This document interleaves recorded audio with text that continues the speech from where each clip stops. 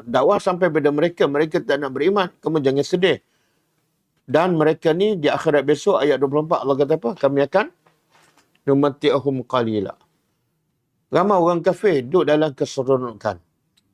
Kan? Kaya. Mewah. Allah kata tak apa. Itu hanyalah sementara. Lepas ni mereka ke mana? Masuk neraka. Kita mana nak? Susah sekejap, lepas tu masuk syurga. Dengan senang, lepas tu masuk neraka. Tapi sekejap tu 60 tahun jugalah.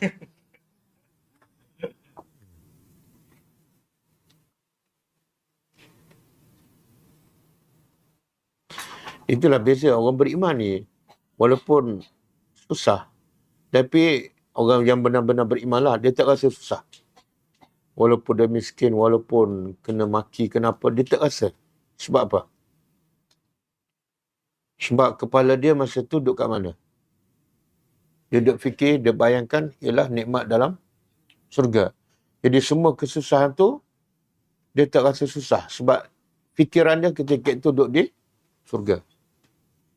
Macam orang nak panjat bukit kan? Senang ke susah nak panjat bukit? Susah kan? Tapi dia seronok tak panjat bukit tu? Susah. Tapi seronok tak? Kenapa seronok? Tapi belum sampai. Belum sampai. Sementara nak naik tu, kan? Azab. Tapi seronok tak? Yalah kenapa? Susah, panas, risiko kan? Tapi dia panjat juga sebab dia seronok. Kenapa seronok? Dalam susah ada seronok. Sebab masa tu kepala dia duk fikir mana? Begitulah orang beriman.